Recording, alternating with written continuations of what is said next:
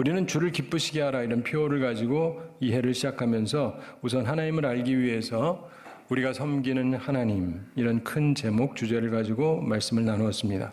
우리가 하나님을 제대로 알아야 되는데 그래야 하나님을 기쁘시게 할 수 있기 때문입니다. 뱀을 보면서 하나님이다 이렇게 생각하는 거 어리석죠? 태양을 보고 하나님이라고 생각하는 것 역시 어리석은 것입니다. 우리는 하나님을 제대로 알아야 됩니다. 하나님에 관해서 5가지를 알고 있어야 됩니다. 첫째로 창조자 하나님, 둘째로 심판자 하나님, 셋째로 구원자 하나님, 넷째로 주관자 하나님, 그리고 오늘 함께 나눌 5째 주 하나님입니다. 주인이시라는 말인데 주관자랑 주는 조금 달라요. 오늘날 한국의 대통령이 나라의 주관자기는 하지만 그를 자신의 주님으로 섬기는 한국 사람은 거의 없습니다. 미국 대통령이 나라를 주관하지만 그를 자신의 주님으로 섬기는 사람도 역시 거의 없습니다. 주라고 하는 관념은 성경에 나오는 관념 중에 굉장히 중요한 관념입니다. 참고로 구약 성경을 찾아보면 주라고 하는 단어가 엄청나게 많이 나옵니다. 대체로 누구에게 사용이 될까요? 여호와 하나님께 사용이 되고 있습니다. 즉 믿음의 대상이 되시는 하나님께 사용이 됩니다. 그렇다면 신약에서도 주라는 단어가 나오느냐? 네, 역시 나오는데 굉장히 많이 나옵니다. 그러면 대체로 누구에게 사용되느냐? 여호와 하나님이 아니고 예수 그리스도에게 많이 사용이 됩니다. 즉 유대교를 믿는 사람들에게는 여호와 하나님이 주라는 관념이 있고 기독교를 믿는 사람에게는 예수님이 주라고 하는 관념이 기본적으로 있습니다. 물론 기독교는 삼위일체 하나님을 믿습니다. 따라서 구약의 하나님과 신약의 예수님을 같은 주로 섬기는 것입니다. 즉 아버지와 아들을 주로 섬깁니다. 여기에 대해서 유대교도 아니고 기독교도 아닌 사람들이 있습니다. 누구죠? 이단들입니다. 상당히 많은 이단들이 있습니다. 그런데 잘 기억하셔야 돼요. 기독교는 예수님을 하나님으로 믿는 신앙입니다. 예수님을 주로 섬기는 사람들입니다. 물론 성부, 성자, 성령, 삼위일체 하나님을 우리의 주로 섬기는 것입니다. 자, 주라는 말은 상하 관계에서 나오는 말이므로 주가 있으면 종이 있다 이렇게 생각하기 쉽습니다. 하나님께서 주라고 한다면 우리는 그 주를 섬기는 자다 이렇게 흔히들 생각하죠. 그래서 우리를 종이라고 말합니다. 사람은 악한 종이 되든지 선한 종이 됩니다. 혹은 성경에 보면 남편을 주라고 부르기도 합니다. 그래서 신부를 뜻할 수도 있어요. 우리를 하나님을 섬긴다고 하지만 악한 종, 악한 신부가 있습니다. 그리고 반대로 선한 종, 선한 신부가 있습니다. 우리는 어떤 사람인지 생각해 보기를 원합니다. 그리고 우리 모두 선한 종, 선한 신부가 다 되기를 바랍니다. 우선 악한 종을 생각해 보겠습니다. 구약의 본문 에스겔에서 그 모습을 찾을 수 있습니다. 구약 본문 에스겔서 8장 8절부터 12절 함께 살펴보겠습니다. 8절에서 말씀합니다. 그가 내게 이르시되 인자야 너는 이 담을 헐라 하시기로 내가 그 담을 허니 한 문이 있더라. 지금 에스겔에게 하시는 말씀입니다. 9절에서 또 내게 이르시되 들어가서 그들이 거기에서 행하는 가증하고 악한 일을 보라 하시기로. 자, 주의 영 성령께서 하시는 말씀이에요. 가증하고 악한 일을 보라. 자, 10절 말씀 함께 읽어보겠습니다. 내가 들어가 보니 각양 곤충과 가증한 짐승과 이스라엘 족속의 모든 우상을 그 사방 벽에 그렸고. 이상한 일입니다. 가증한 짐승이라든가 우상들이 사방 벽에 그려져 있습니다. 굉장히 이상하고 안 좋은 곳이에요. 그런데 그 안에 누가 있어요. 이게 더 이상합니다. 11절 함께 읽어보겠습니다. 이스라엘 족속의 장로 중 70명이 그 앞에 섰으며 사반의 아들 야사냐도 그 가운데에 섰고 각기 손에 향로를 들었는데 향연이 구름같이 오르더라. 자, 이스라엘 족속 장로 70명이 있습니다. 굉장히 이상한 건데 모세 때 처음 70 장로를 세우던 일이 있습니다. 그래서 이걸 보면서 이것은 장로들이 공식적으로 여기에 대표적으로 나와 있다 이렇게 봅니다. 그러니까 장로들, 그중에 가장 대표적인 자들, 이런 설명. 우리식으로 얘기하자면 교회, 개교회 같은 경우 당회 장로들, 혹은 노회나 총회로 얘기하자면 총대들, 그중에서 장로연합회 뭐 이렇게 보면 대충 비슷합니다. 즉 중요하고 믿음으로 살아야 되는 사람들, 대표성을 가진 사람들입니다. 근데 그들이 어디 앞에 있다고요? 우상 앞에 있습니다. 가증한 일입니다. 그런데 이들이 우상이 그려진 곳에서 또 향로까지 들고 있습니다. 향로를 들었다는 말은 무슨 말이냐? 참고로 이것은 제사장이 하나님께 드리는 것으로 장로는 하면 안 되는 것입니다. 즉 장로들이 제사장의 고유 권한을 침범한 것입니다. 더 큰 죄는 여호와 하나님께가 아니라 우상에게 향을 드리고 있다는 것입니다. 12절 함께 읽어보겠습니다. 또 내게 이르시되 인자야 이스라엘 족속의 장로들이 각각 그 우상에 방한 어두운 가운데에서 행하는 것을 내가 보았느냐. 그들이 이르기를 여호와께서 우리를 보지 아니하시며 여호와께서 이 땅을 버리셨다 하느니라. 주님의 영 성령께서 지금 에스겔에게 설명하시는 말씀입니다. 유다 장로들이 있는데 대표적인 사람들이 있는데 그들에게 악한 종의 모습이 악한 배우자의 모습이 나타나고 있습니다. 자, 악한 종에게 세 가지 특성이 나타나는데 우리는 그러지 않도록 조심해야 됩니다. 그 첫째가 뭐냐면은 잘못된 지성입니다. 잘못된 지성. 악한 종들은 잘못된 지성을 가지고 있습니다. 잘못된 지식을 가지고 있습니다. 본문 에스겔 8장 12절 다시 한번 함께 읽어보겠습니다. 또 내게 이르시되 인자야 이스라엘 족속의 장로들이 각각 그 우상에 방한 어두운 가운데서 행하는 것을 내가 보았느냐. 그들이 이르기를 여호와께서 우리를 보지 아니하시며 여호와께서 이 땅을 버리셨다 하느니라. 12절 후반에서 그들이 이르기를 여호와께서 우리를 보지 아니하시며 이 땅을 버리셨다. 이렇게 얘기합니다.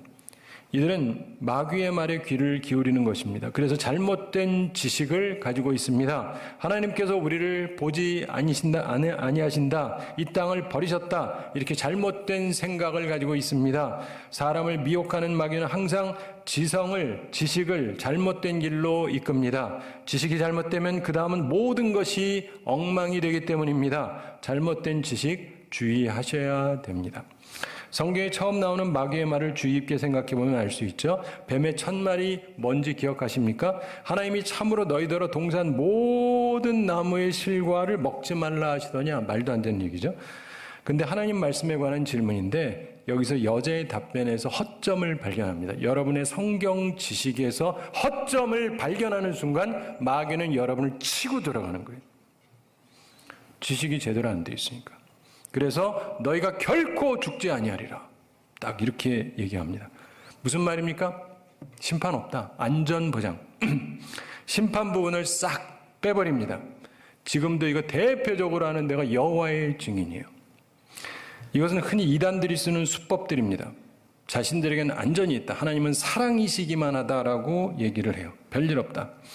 근데 그러면서 뭐라 그럽니까? 너희가 그것을 먹는 날에는 눈이 밝아 하나님같이 되어 선악을 알 줄을 하나님이 아심이니라.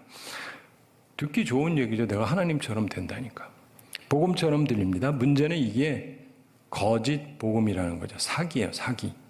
그래서 우리가 항상 주의해야 되는 것은 마지막 때에 악한 영들이 빛의 천사로 가장해서 다가오는 것입니다. 들으면 좋아요. 근데 문제는 사기죠. 참고로 11절에서 이스라엘 족속의 장로 중 70명이 그 앞에 섰으며 사반의 아들 야사냐도 그 가운데에 섰고 각기 손에 향로를 들었는데 향연이 구름같이 오르더라고 말씀하는데 여기서 사반의 아들 야사냐도 그 가운데 섰다 이렇게 말하는데 그가 누구냐? 우리 잘 모르죠. 근데 여러 견해가 있습니다만은 성서학자들의 견해 중에서 가장 유력한 것 하나만 설명하면 우선 사반 그러면은 종교개혁을 했던 요시야 왕, 훌륭한 왕의 서기관입니다. 그를 옆에서 섬기던. 그래서 그는 믿음의 사람으로 알려져 있습니다. 그런데 그의 아들이 아버지랑 다르다 이 말이에요. 야사냐가 우상 숭배하는데 앞장을 섰다는 것입니다. 이걸 볼 때 에스겔이 얼마나 충격적이고 가증하게 보겠습니까? 아버지가 훌륭하다고 아들도 훌륭한 것은 아닐 수 있다는 말씀입니다. 악한 종에게 나타나는 두 번째 특성이 있습니다. 그것은 잘못된 감성입니다. 본문 에스겔 8장 10절 말씀 다시 한번 함께 읽어보겠습니다.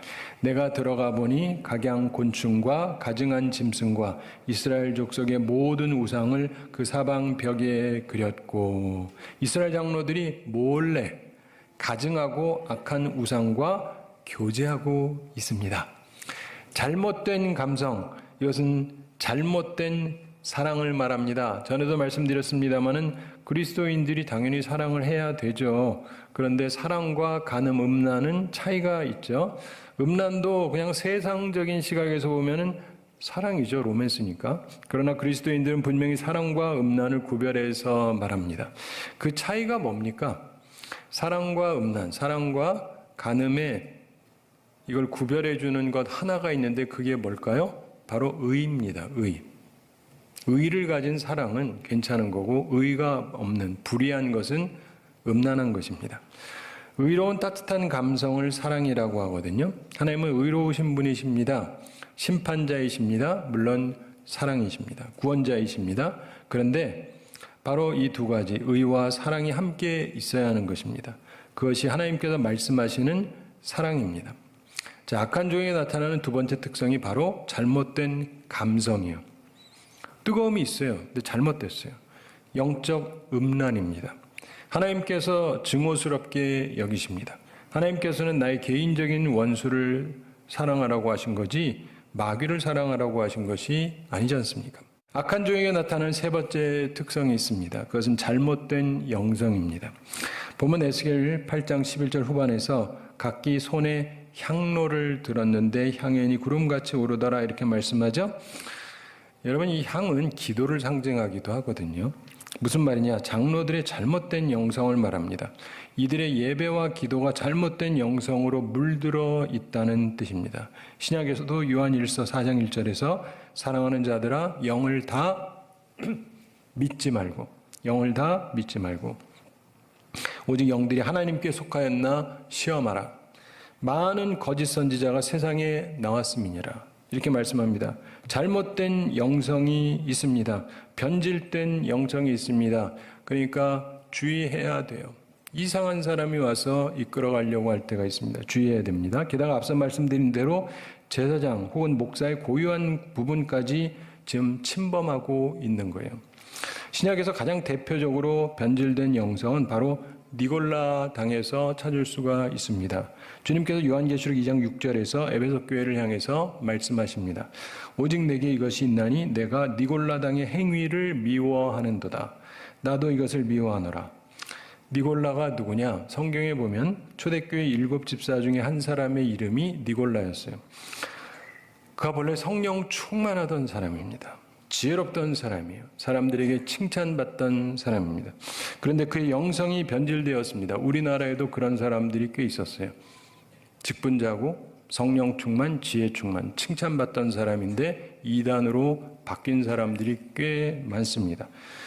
자, 그 니골라도 아마 그 사람을 뜻할 거라고 많은 사람들이 보는데, 그러면서 영성이 변질되고 당을 구성하면서 주님이 미워하는 사람이 되었습니다. 우리는 잘못된 영성을 주의해야 합니다. 잘못된 영성의 가장 큰 특징이 뭔지 아세요? 교만입니다. 교만. 그리고 당파를 구성합니다. 그리고 자신의 역할을 넘어서 제사장 역할까지 꼭 하려고 그래요. 그러다가 결국 주님께 버림당하게 됩니다. 사랑하는 성도들은 우리는 악한 종이 되지 말고 선한 종, 선한 주님의 신부가 되어야 합니다.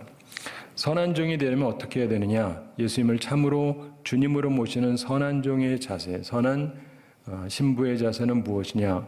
오늘 신약 본문 베드로전서 3장 15절부터 17절 이 말씀은 우리에게 그 길을 제시해 주고 있습니다.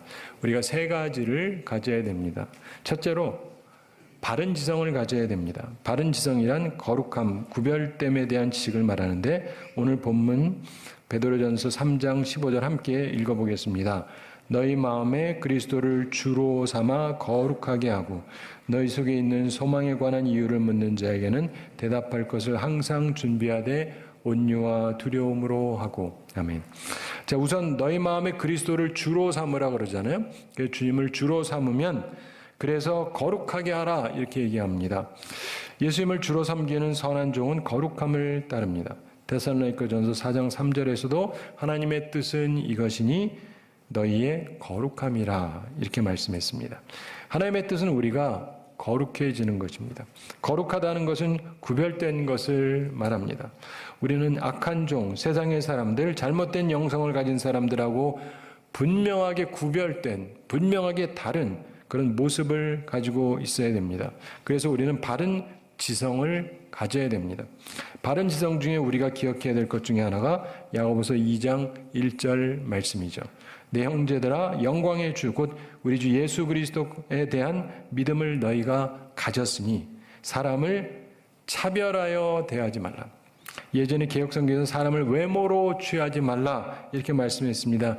예전에는요, 외모를 보면 그 사람의 신분과 돈이 얼마 있는지 다 나오거든요. 표면적인 것으로 사람을 판단하지 말라는 것입니다.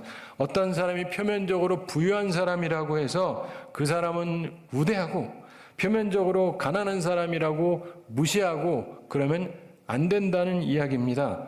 이렇게 생각해야 거룩한 사람이고 바른 지성의 사람입니다. 우리는 주님을 바르게 섬기기 위해서 바른 지성을 가지고 살아야 됩니다. 세상 사람들과는 그 행동 양식이 달라야 됩니다.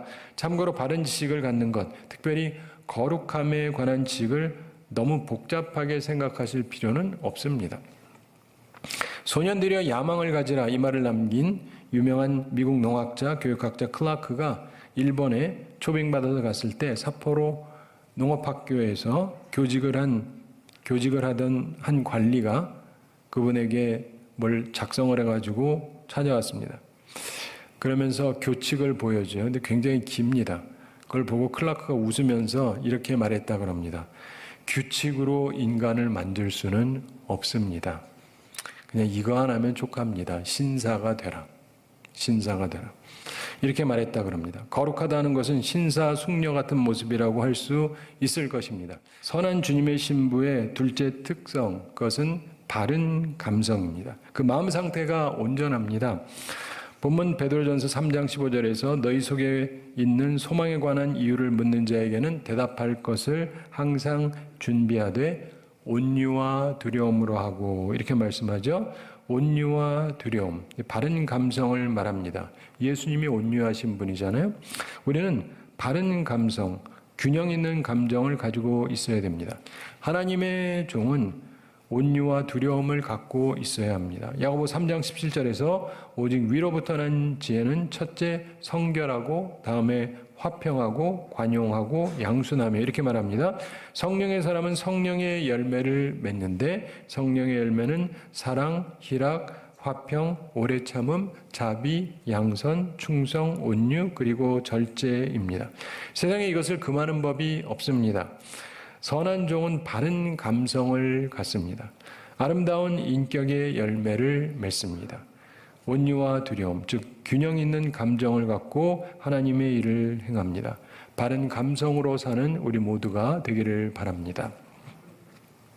선한 종, 선한 주님의 신부는 가지고 있는 셋째 특성이 있는데 그것은 바른 영성입니다. 바른 영성. 베드로전서 3장 16절 말씀 함께 읽어보겠습니다. 선한 양심을 가지라. 이는 그리스도 안에 있는 너희의 선행을 욕하는 자들로 그 비방하는 일에 부끄러움을 당하게 하려 함이라. 아멘. 무엇보다도 선한 양심을 가지라고 말씀하죠. 변질된 영성이 아니라 바른 영성, 선한 양심을 가진 영성을 가지고 있어야 됩니다. 로마서 13장 13절과 14절에서 이렇게 말씀하죠. 낮에와 같이 단정히 행하고 방탕하거나 술 취하지 말며 음란하거나 호색하지 말며 다투거나 시기하지 말고 오직 주 예수 그리스도로 옷 입고 정욕을 위하여 육신의 일을 도모하지 말라 이렇게 말씀합니다. 또한 히브리서 12장 14절에서 모든 사람과 더불어 화평함과 거룩함을 따르라. 이것이 없이는 아무도 주를 보지 못하리라 이렇게 말씀합니다. 화평함을 추구하는 것, 바른 영성을 말합니다. 무엇보다 참되고 바른 영성에 특징이 있습니다. 그것은요, 겸손입니다. 예수님이 가지고 계셨던. 예수님께서는 천국에 들어가려면 어린아이와 같이 되어야 한다고 말씀하셨습니다. 겸손을 말합니다.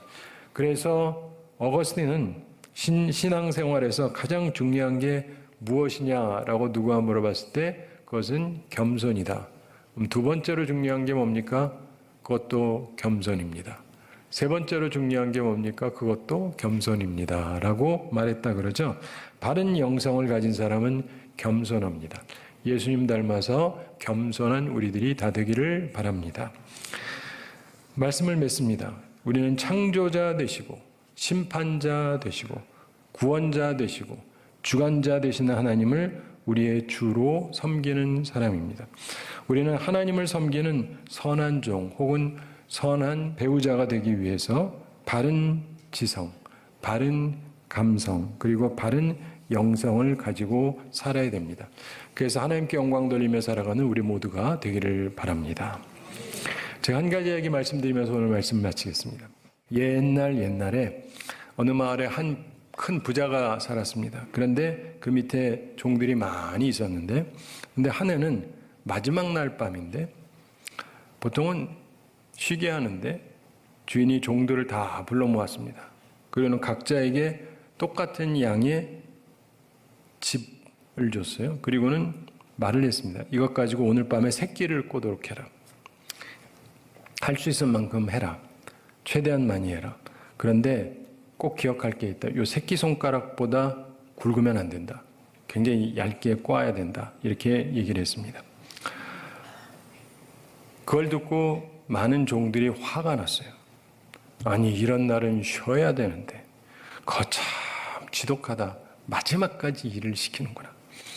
그러면서 굵은 새끼를 꼽는 건 괜찮은데 굵게 꼽으면 그래도 빨리빨리 사라지잖아요. 근데 새끼손가락보다 더 가늘게 꽈라 이 얘기는요, 굉장히 오래 시간이 걸려요. 그래가지고 밤새도록 해도 다 하기가 어려울 것 같아요. 그래가지고 짜증이 났습니다. 그래도 어떻게 해야 됩니까? 일을 하기는 해야 되잖아요. 근데 대부분의 종들이 할 수 없이 하는 거예요. 그러면서 어떤 사람은요, 이 새끼손가락이 아니라 엄지손가락보다 몇 배 더 굵게 그래가지고 막 그래 빨리 끝나니까 많은 종들이 대충 꽈습니다. 그러나 충성된 종, 착한 종들은 어떻게 하겠어요? 그 주인이 말한 대로 해야 되잖아요. 그래서 새끼손가락보다 얇게 그러면서 최대한 많이 만들었습니다. 그야말로 밤을 새서 한 사람도 있었어요. 주인의 말을 그대로 그래도 순종했던 것입니다. 그 다음날 아침이 되었습니다. 새해가 됐습니다. 주인이 그들을 모아가지고 말했습니다. 너희들이 수고를 참 많이 했는데 거기에 대해서 내가 보수를 주려고 한다. 그러면서 여기 엽전 부대가 있다. 돈을 엄청 갖고 왔어요. 너희가 꼰 그 새끼에다가 이 엽전을 마음껏 꿰어서 가지고 가라. 자, 그럼 어떻게 되느냐? 나이가 어리신 분은 잘 모르겠는데 엽전이라는 건 이렇게 동그란데 여기 구멍이 있어요. 여기다가 꿰라는 거예요. 그러니까 이게 얇아야 돼요. 얇아야 되는데 손가락보다 두껍게 만든 사람은 몇 개를 꼽을 수 있을까요? 하나도 못 꼽죠. 하나도. 근데 주인 말대로 한 사람은 쑥쑥쑥 들어가죠. 그리고 자기 한 만큼 받는 거예요. 한 만큼. 그러니까 그 말대로 듣고 순종하고 충성했던 사람은 입이 찢어져 너무너무 좋잖아요. 지멋대로 편하게 한 사람은 하나도 못 가져가는 거예요. 이 말을 들을 때 어떤 기분이 듭니까? 재밌죠? 재밌으셔야 돼요. 안 재밌으면 위험한 사람이야. 내가 평상시에 내 멋대로 하는 그러시면 오늘부터라도 시각을 바꾸셔서 새롭게 살아보세요. 사랑하는 성도 여러분, 우리가 하나님을 주로 섬깁니다. 예수님이 우리의 신랑이 되시기도 하고요. 그런데 우리가 착한 종, 선한 주님의 신부가 되어야 하지 않겠습니까? 그래서 하나님께 영광을 돌리고 살아가야 됩니다. 바라기는 선한 종이 되어서 하나님께 은총을 드리고 하나님께서 주시는 은총을 우리도 받아서 충만한 기쁨 가운데 살아가는 우리 모두가 되기를 우리 주님의 이름으로 축원합니다.